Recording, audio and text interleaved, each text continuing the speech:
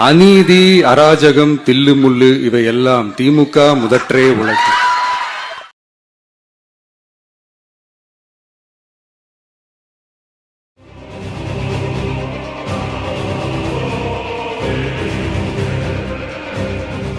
இந்த மற்றும் பலரும் ஒன்னா சேர்ந்துக்கிட்டு இந்த கருத்து கணிப்புன்ற பேர்ல நிறைய அந்த கடுப்புல விட்ட கணிப்பெல்லாம் விட்டுக்கிட்டு இருக்காங்க.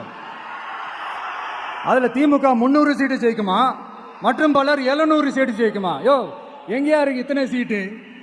குர்ட்டா மேட்டுக்கு சும்மா அடிச்சு விடுறது, ஒரு தில்லமுள்ளுக்கு ஒரு அளவே இல்லை.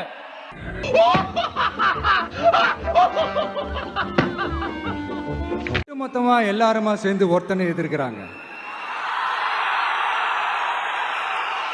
அதுக்கு என்ன காரணம்? ஏன் அப்படி எதிர்க்கணும்? இப்போ அவங்கவுங்க ஒரு தனித்தனி கூட்டணியில் இருந்தாங்கன்னா அவங்களுக்கு ஆப்போசிட்ல இருக்கிறவங்கள எதிர்ப்பாங்க. ஆனா ஒட்டு மொத்தமா எல்லாருமா சேர்ந்து ஒருத்தனை எதிர்க்கிறாங்க. அதுக்கு என்ன காரணம்? ஒட்டு மொத்தமா எல்லாருமா சேர்ந்து ஒரே கூட்டணியில இருக்கிறாங்க. என்ன பக்கம் திடீர்னு கட்சி ஆபீஸ் வந்துட்டீங்க? இங்க பாருங்க, நீங்க 6 வருஷம் முதலமைச்சரா இருந்தீங்க, 600 கோடி ரூபாய் சம்பாதிச்சீங்க. எங்க கட்சி ஜெயிச்சு நான் 7 வருஷம் முதலமைச்சரா இருந்தேன், 700 கோடி ரூபாய் சம்பாதிச்சு. ஒண்ணு நீங்க இருக்கணும், இல்ல நான் இருக்கணும். புதுசா ஒரு சக்தி வந்துடக்கூடாது. நாட்டுக்கு நல்லது பண்றதுன்னு சொல்லிக்கிட்டு புதுசா எவன் வந்தாலும் சரி அவனை நாம நசுக்கணும். என்ன தப்பு பண்ணிட்டான் இந்த விஜய்? மக்களுக்காக அரசியலுக்கு வந்தது ஒரு தப்பா? நல்லாட்சி கொடுக்கணும்னு நினைச்சது தப்பா? ஊழலை செய்யக்கூடாதுன்னு நினைச்சது தப்பா? லஞ்சமே வாங்கக்கூடாதுன்னு நினைச்சது தப்பா? பெண்களுக்கு பாதுகாப்பு ஒழுங்கா இருக்கணும்னு நினைச்சது தப்பா? போதைப் பொருள் கலாச்சாரத்தை ஒழிக்கணும்னு நினைச்சது தப்பா? சட்டம் ஒழுங்கை சரி செய்யணும்னு நினைச்சது தப்பா? விவசாயிகள் நல்லா இருக்கணும், மீனவர்கள் நல்லா இருக்கணும், உழைக்கிற மக்கள் எல்லாரும் நல்லா இருக்கணும்னு நினைச்சது தப்பா? நீ கேட்ட ஒவ்வொரு கேள்வி என்ன செருப்பால் அடிச்ச மாதிரி இருக்குடா. அது ஒரு பிரச்சனைனா விஜய் வெளியவே வரமாட்டாராம். இது யார் சொல்றா? இந்த மற்றும் பலர் கட்சியில ஒருத்தர் இருக்கிறார்ல, 10 தடவை தோத்து போனாரு. தலைநிமிர்ந்து சொல்லுகிறேன், இந்திய மாநிலங்களிலேயே பெண்களுக்கு பாதுகாப்பான மாநிலம் எங்க? தமிழ்நாடு மாவட்டத்தில் 22 வயது தலித் பெண்ணை 2 திமுக நிர்வாகிகள் பல மாதங்களாக கூட்டு பலாத்காரம் செய்த ராணிப்பேட்டை மாவட்டம் அரக்கோணம் அருகே திமுக பிரமுகர்கள் பாலியல் தொலை கொடுத்த அரக்கோணத்தின் கல்லூரி மாணவியை திமுகவை சேர்ந்த தெய்வ செயல் அரசியல்வாதிகளுக்கு இரையாக்கும் என்பதாக பெண் காவலரிடம் அநாகரீகமாக நடந்து கொண்டதாக திமுக நிர்வாகிகள் இருவர் தூத்துக்குடி அருகே தாய் மற்றும் மகளுக்கு பாலியல் தொந்தரவு அளித்து வரும் திமுக விருதுநகர் மாவட்டம் ஸ்ரீவில்லிபுத்தூர் அருகே பாலியல் தொல்லை கொடுத்ததாக திமுக நிர்வாகியை கைது செய்ய சென்னை அண்ணா பல்கலைக்கழகத்தில் மாணவி ஒருவர் பாலியல் வன்கொடுமைக்கு உள்ளாக்கப்பட்டது. மாவட்டம் பஞ்சித்தை அருகே ஜெயசுவரத்தில் 2 வயது சிறுமியை பாலியல் வன்கொடுமை செய்து கொலை செய்ததாக திமுக ஒன்றிய everybody எங்களை இப்படி குண்டு கட்டா தூக்கி தள்ளுறாங்க. நாங்க எந்த பாவம் செய்யலை. நாங்க எங்க சார்கள் கூட வந்தோம். தெரியாத ஒரு சென்னை எங்களுக்கு எல்லாம் புதுசு. அவங்க கூட வந்தா நாங்க சேஃபா இருப்போம். நாங்க வந்தோம், கீழே தள்ளி படிக்கட்டுல மட்டும் மோத வைக்கிறாங்க. நாங்க அப்படி என்னங்க பாவம் செஞ்சோம்? எங்களோட ஊதியத்தை தானே கேட்கிறோம், சம ஊதியத்தை தானே கேட்கிறோம், எங்களோட உரிமையை தானே கேட்கிறோம்.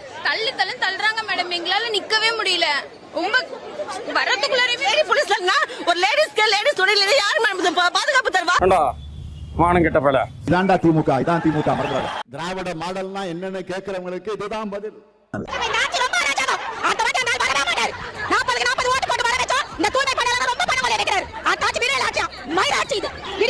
இதைத்தான் திராவிட மாடல் ஆட்சி உருவாக்க நினைக்கிறது. நைட்டெல்லாம் வச்சு அடிச்சுட்டு காலையில சோறு போடுறீங்களா? ரசிக்கல, வேதனையா இருக்கு, அழுக வருது. ஆமா, அப்படி அடிக்கிறீங்கன்னு 2 கையும் பூச்சி பரன்னு ஈர்த்துன்னு வந்து இந்த சைட்ல லத்தியால குத்திட்டாங்க. அட வெக்கம் கட்டுவீங்களா? இதுக்கு எதுக்குடா வெள்ளையங்கிலி மாலையன்னு மானம் கட்ட அயோக்கிய பள்ளியா? இதான்டா திமுக, இதான் திமுக. திராவிட மாடல்னா என்னன்னு கேட்கிறவங்களுக்கு இதுதான் பதில். நான் அப்பவே சொல்றேன், நாங்க லாயருங்க, இவங்களுக்காக வந்திருக்கேன், நாங்க கூட்டு போறோம்னு சொல்றேன். என்னையே சேர்த்து இழுத்து அப்பவே என் இந்த கையை முடிச்சாங்க.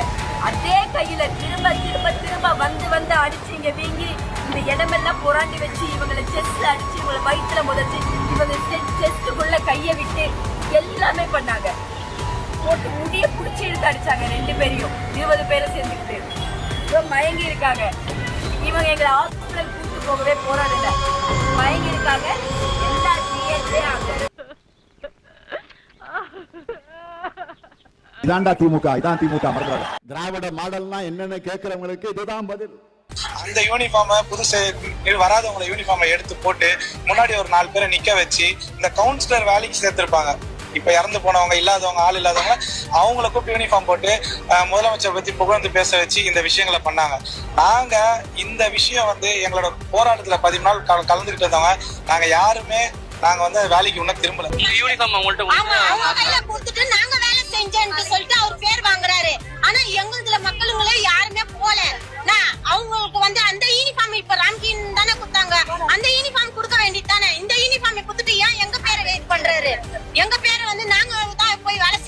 சொல்லிட்டு எல்லாரும் சொல்றாரு. ஆனா நாங்க யாருமே போல. இதான்டா திமுக, இதான் திமுக மறந்துடாத. திராவிட மாடல்னா என்னன்னு கேட்கிறவங்களுக்கு இதுதான் பதில்.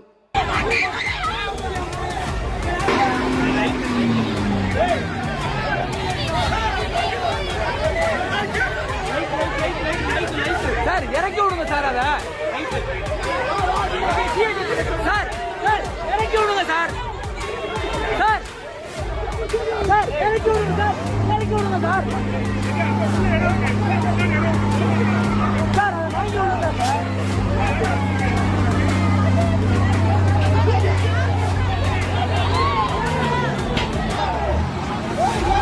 எல்லாருடைய பணிகளையும் நான் உன்னிப்பா கவனிச்சுட்டு தான் இருக்கேன். யார் நீயா? அது என்னமா கொஞ்சம் கூட வெக்கப்படாம பேசிட்ட? டெல்லியோட ரிமோட் கண்ட்ரோலுக்கு தலையாட்டுகிற அடிமைகள் கூட்டத்தை தமிழ்நாட்டு மக்கள் விரும்பல. கண்ணாடி சார் அது. மின்துறையை தனியார் மயமாக்க துடிக்குது. கண்ணாடி சார் அது. கள்ளச்சாராய வியாபாரிகள் கையில சீரஞ்சிட்டு இருக்கு. கண்ணாடி சார் அது. போதைப் பொருட்களை தாராளமாக இன்னைக்கு சப்ளை பண்ணிட்டு இருக்காங்க. கண்ணாடி சார் அது. சட்டம் ஒழுங்கு சந்தி சிரிக்குது. கண்ணாடி சார் அது. ஒப்பந்த பணி ஆசிரியர்கள் குடும்பத்தோட வீதிக்கு வந்து போராடிட்டு இருக்காங்க. கண்ணாடி சார் அது. உணவு பிரச்சனை தீர்க்காம கொஞ்சம் வெக்கம் இல்லாம ரோட் ஷோ நடத்துறீங்களா? வெக்கமா இல்ல? என் வாழ்க்கையில எங்க பரம்பரை தெரிஞ்சதெல்லாம் நேர்மை, கருமை, ஏர்மை. அதுக்கான முயற்சி இது கிடையாது.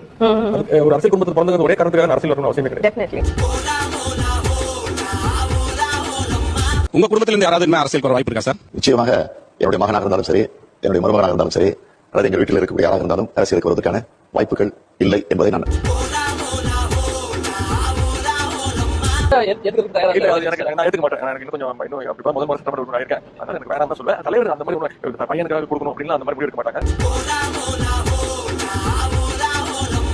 மானம், சூடு, சொரணை, உரிமைகள் பறிபோக கூடாது அப்படின்னு நினைச்சா மட்டும் போதும். திராவிட முன்னேற்ற கழகம் ஆட்சிக்கு வந்ததுன்னா கண்டிப்பா நீட் தேர்வு ரத்து செய்யப்படும். அவர்தான் சொன்னார், மானம் இருந்து சூடு இருந்து சொரணை இருந்தா நீட் தேர்வுக்கான விலக்கை நாங்க பெற்று கொடுப்போம். இப்ப நாங்க என்ன கேட்கிறோம்? மானம் கெட்ட, சூடு கெட்ட, சொரணை கெட்ட ஜென்மம் என்று உங்களை சொல்லிக் கொள்ளலாமா? அவனுக்கு அவன் குஞ்சு மணி பிடிச்சா ஒழுங்கா ஒண்ணு கடிக்க தெரியாது.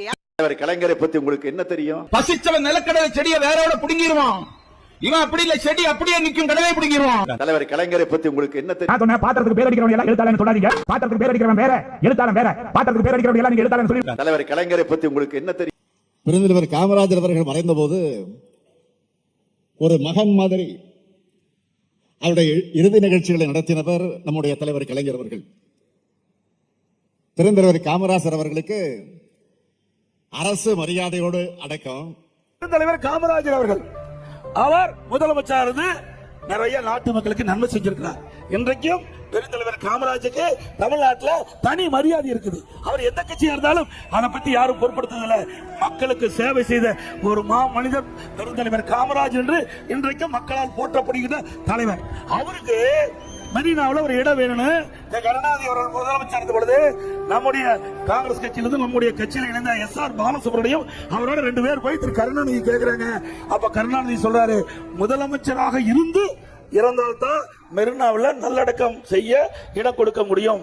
ஆனா உங்களுக்கு அங்க நம்முடைய கிண்டியில இடம் கொடுப்புன்னு சொன்னாங்க. அப்படின்னா திரு கருணாநிதி யாரு? முன்னாள் முதலமைச்சர் தானே. மற்ற முன்னாள் முதலமைச்சருக்கு ஒரு நியாயம், இவருடைய அப்பாவுக்கு ஒரு நியாயமா? காமராஜர் மீது கருணாநிதி எவ்வளவு வன்மம் கொண்டிருந்தார் என்பதை அவரின் ஒவ்வொரு கேலி சித்திரமும் காட்டியுள்ளன. அனைத்திலும் காமராஜரை ஒரு பெண்ணாகவே சித்தரித்திருக்கிறார் கருணாநிதி. உச்சபட்சமாக 1970ஆம் ஆண்டு வெளியான முரசொலி பொங்கல் மலரில் காமராஜரை பெண் வேடத்தில் ஆபாசமாக வரைந்திருக்கிறார். அதன் வெளிப்பாடுதான் இந்த உச்சக்கட்ட வன்மத்தின் சித்திரம். பெருந்தலைவரை இப்படி வரைந்தது மட்டுமல்ல, அண்டங்காக்கை என்றும் கருவாச்சியின் மகன் என்றும் நிறத்தை வைத்தும் இழிவுபடுத்தி இருக்கிறார் கருணாநிதி. அது மட்டுமல்ல, எளிமையும் நேர்மையுமாகவே வாழ்ந்த கக்கனை ஒரு ஊழல் பேர்வழி போன்று அழுக்கு மனிதராக சித்தரித்து அழுக்கு பிள்ளையராக காட்டியிருக்கிறார். இவையெல்லாம் கருணாநிதியின் காழ்ப்புணர்ச்சிக்கு மிக சிறு உதாரணங்களே. காந்தியை கபோதி என்றும், பக்தவச்சலத்தை குரங்கன் என்றும், ஜீவானந்தத்தை செவிடு என்றும், காமராஜரை எருமை தோழன் என்றும், இந்திராவை விதவை என்றும், மூப்பனாரை மூளை கோளாறு என்றும், எம்ஜிஆரை ஊமையன் என்றும் விமர்சித்திருக்கிறார் கருணாநிதி. தலைவர் கலைஞரை பத்தி உங்களுக்கு என்ன தெரியும்? வெட்கம், மானம், சூடு, சொரண, ரோசம் எதுவும் இல்லாத கலைஞர் கருணாநிதி. திமுக அரசு அமைந்தவுடன் மறுநாள் பொழுதுள்ள கையெழுத்து மதுவிலக்கு கழக ஆட்சி பொறுப்பேற்றதும் தலைவர் கலைஞருடைய முதல் கையெழுத்து இந்த மதுவிலக்குரிய சட்டம் தான் என்பதை நீங்க பெருமையோடு தெரிவிக்க விரும்புகிறேன்.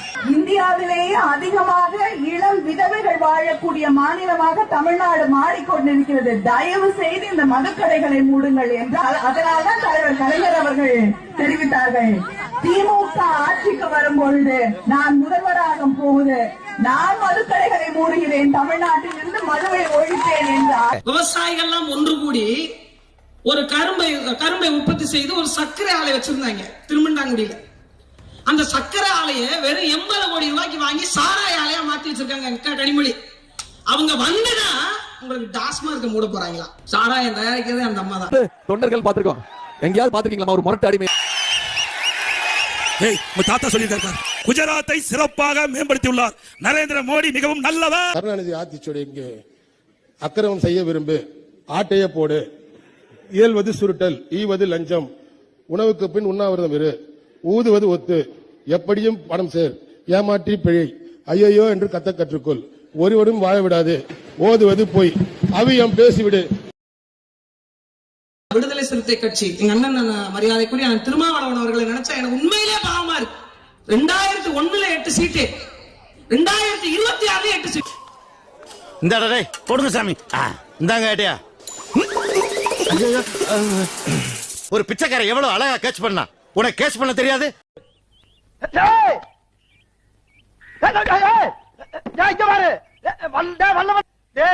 வலிக்குதுடா, வலிக்குதுங்களா?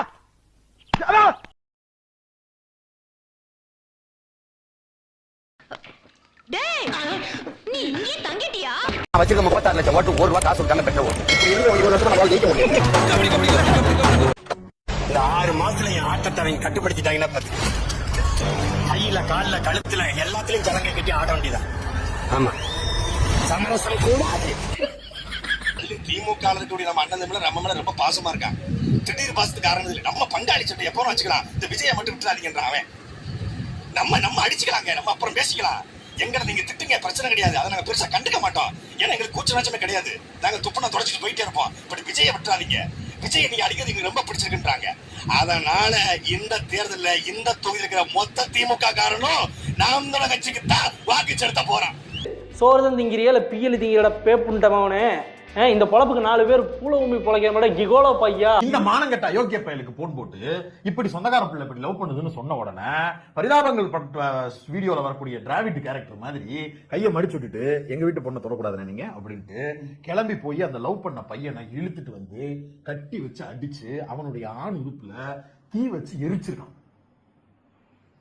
இதற்காக கைதும் செய்யப்பட்டிருக்கான். அந்த அயோக்கிய சாதி மன நோய் கொண்ட ஒரு அயோக்கியனை இந்த 234 வேட்பாளர்கள் ஒருவராக நாம் தமிழர் கட்சியினுடைய ஒருங்கிணைப்பாளர் சைமன் வேட்பாளராக நிறுத்தியிருக்கார். ஏன்னா நம்ம தெரியல சார், அவர் வந்தாலே கெத்துதான் சார். இப்ப ஃபங்க்ஷனுக்கு போறோம்னா என் அண்ணன் வந்தாரு, கெத்தா பின்னாடியே போவோம், நாங்களும் பின்னாடியே போவோம். இல்ல அவர் மாதிரி வரணும்னு நினைக்கிறது காரணம் அவர் என்ன பண்றாரு, கெத்தா சுத்தினே இருப்பாரு ஏரியாவிலேயே, வேலையா போகாம கெத்தா சுத்தினு அப்படியே வேலைக்கே போகாம கெத்தா. ஆமா சார், எனக்கு அந்த மாதிரி இருந்தா சார் புரியுமே. கெத்தா வந்துட்டு பேசுவார், எல்லாரையும் பேசிட்டு அங்க இருக்கிற பசங்களே போய் கூட்டு போவார் சார். எப்படி எவரு கெத்தா சுத்திட்டு இருக்காரு, எப்படி இருக்கலாம், பணம் வரும்ல? இல்ல சார், எங்கன்னா போய் போயிட்டு பசங்க கிட்ட போய் ரெடி பண்ணிட்டு போய் பார்த்தாரு. கேரக்டர் பிடிக்கும், இது மாதிரி கெத்தா இருக்கிறதுனால. அதனால எவ்வளவு அசிங்கப்படுத்த முடியுமோ அசிங்கப்படுத்திட்டாங்க, பண்ணிட்டு அவர் கெத்தா சொல்லி முடிக்கிறேன். ஜூலி ஒரு கேரக்டர் கிட்னி திருடனவங்க. இல்ல ரிமோட் மீட் சொல்லுங்க. அத பாத்துக்கீங்களா? இல்ல அப்பவே எல்லாம் ஸ்கிப் பண்ண சொன்னதானே. ஜூலி அம்சாச்சா? ஓம் சக்தி பராசக்தி, திமுக ஒரு தீய சக்தி. கான்பிடென்டா இருங்க சார், நல்லதே நடக்கும் சார், வெற்றி நிச்சயம் சார். மீண்டும் சந்திக்கும் வரை நன்றி, வணக்கம்.